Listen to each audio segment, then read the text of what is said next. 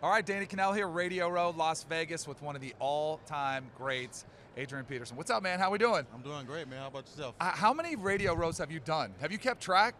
I haven't, but it's been over. It's been a lot. Yeah. I know a it's been lot of players were superstitious, wouldn't come to the Super Bowl unless they were playing. Did you have that? Like, would you stay away from Super Bowl site? For the most, I would. I think I went to like 2 different Super Bowls. Yeah. But for the most part, I stayed away. Yeah. You look like you could still go. Have you officially retired? Have you kind of hinted at maybe keep playing a year ago? You still keeping in shape, game ready, or are you done? Yeah, I wouldn't say I'm game ready right now, but I had to let my body recover. I had some injuries and stuff. My last injury with Seattle, I had a pinched nerve, so I didn't want to go on a knife. So it took about a year for that to finally heal. But I'm always open to get out there and play again, man. So we'll see what happens. Yeah, no doubt. Yeah. Once you get in there, you can still do it. No doubt about it. Yeah. Just got to get the right place, the right opportunity. Yep. It'd be fun to see you back out there for sure. Yeah. You are top 5 all-time in rushing yards and rushing touchdowns. One of the most electric runners in history. Do you think you are the greatest running back of all time? In my mind, I'll have to say yes. Yeah. Just because of my style, and the way that I played, and that's not a knock on Emmitt Smith or Barry Sanders, who I feel like is one of the greatest ever to play as well. Yeah. Like, it's a lot of the greatest. I think Emmitt Smith is the greatest too. You're talking about picking up yards, but I feel like with my style and how I play, and my combination of my speed and agility and explosion and that power, I don't think no one else was like that outside of like Bo Jackson and Walter Payton. So you just listed a bunch. If you had to go 1 through 5, top 5 running backs all time, we'll go you number 1. Then who's 2, 3, 4, 5? I would say all 1A, 1B, 1C. That's how I would kind of place it. I would say Barry Sanders, of course, pure running back, right? Walter Payton. Emmitt Smith, you got to give him his flowers for sure. Mm-hmm. And man, he didn't play long, but Bo Jackson was just a freak. Yeah. He was different. He Yeah. was different.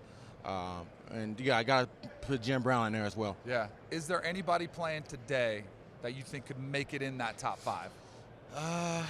Because there's one playing in the Super Bowl that's had a nice start to his career, but he's got to accumulate a lot more stats. Yeah, he has the ability to do it. I believe so.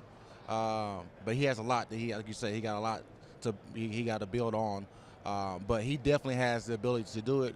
Who else? I think Saquon. If he stays healthy and really get the ball rolling, he can do some amazing things. Because I see the potential that he has, and the athletic ability that he has as well. Last offseason, a big part of the conversation around running backs, but they weren't getting paid. And they had all these calls trying to come together. And then it's kind of crazy because this year we see Christian McCaffrey finish 3rd in the MVP votes, and we're seeing the importance of what he means to the 49ers.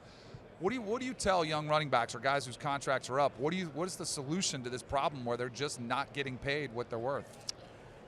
It's hard, man. I think at some point, especially when you are putting up numbers and it shows on paper, you got to take that stand. You got to take that stand and sit out. And it's hard. It's easier said than done. When the paychecks stop coming in, but you have to make an organization realize your worth.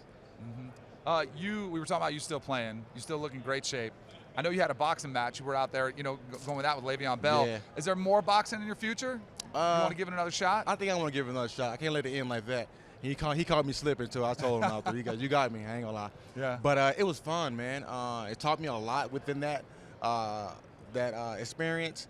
But it's that conditioning for it, man. It's on a totally different level, But it was fun. I enjoyed it. You'll see me doing it again. I always thought one of the coolest things was running out the stadium with 70,000, 80,000 people, like coming through that tunnel.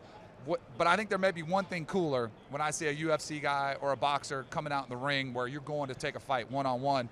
What was that like when you were setting up to the boxing ring? Like, was it as intense as it was coming out for a game? It was pretty intense. But I had a different mind.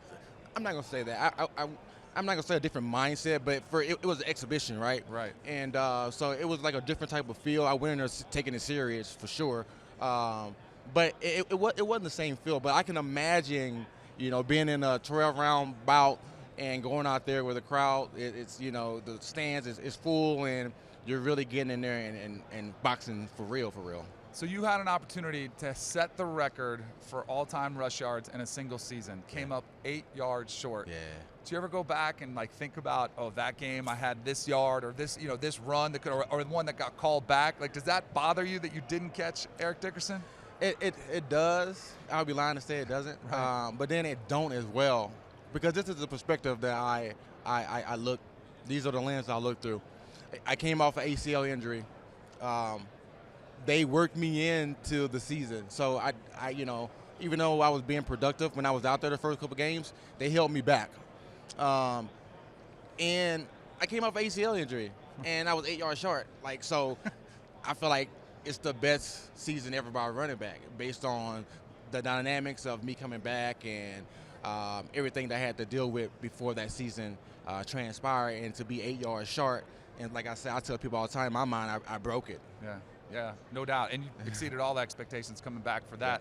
Are you good at trivia? No, not really. Well, we're about to see how good or bad you are.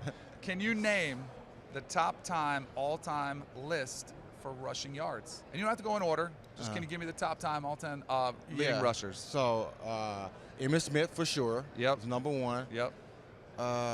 Walter Payton is number two. Yep. There's an old head on here, played forever. Frank Gore. Yep. Who's number four? Barry. Yep. Barry Sanders. Yep. Yeah. And then me. Yep. Now do you pay attention to who's behind you? Because I know a lot of times maybe you're just looking ahead. It was. I think I passed Jim Brown, right? Yeah, he's not even on the top 10. He's not. There's Who a did I couple other pass? contemporaries. The Bus. Who's right six? behind you, Curtis Martin. Curtis Martin. Okay. Yeah, he had an incredible career. So Curtis Martin. I gave you the Bus. The Bus. Guy we talked already about single season. Yeah, Eric Dickerson. Yep. LT. Yep. Yep. And then number 10. You know who number 10 is? Let me think about it for a second. Give me a hint. Great dude, Tony Dorsett. Tony Dorsett. Okay. Yeah. He's up there. He's He up. was playing a little before your time. I don't know Yeah, if you saw him just when a you were little younger. bit. Yeah, yeah. Last one, I'll get you out of here before we talk about your water that you're pumping. Yeah. Oklahoma, you're a Sooner. Yeah. They got a big jump going to the SEC. Yeah. Am I going to hear you chanting the SEC? Tell me no, because I can't stand that. I don't mind if you're doing horns down, all that. Yeah. But what do you think it's going to be like for the Sooners going to the SEC? I think we're gonna be okay. I think it'll be a good, it'll be a smooth transition for us. I'm hoping we don't have no rough patch, because the SEC is a little different. It's more physical. But I feel like when Texas A&M moved over, they actually did pretty good. They transitioned pretty good. So I feel like with Coach Venables there and what he's gonna be able to bring to the team and with recruiting, I think we're gonna be okay. No doubt.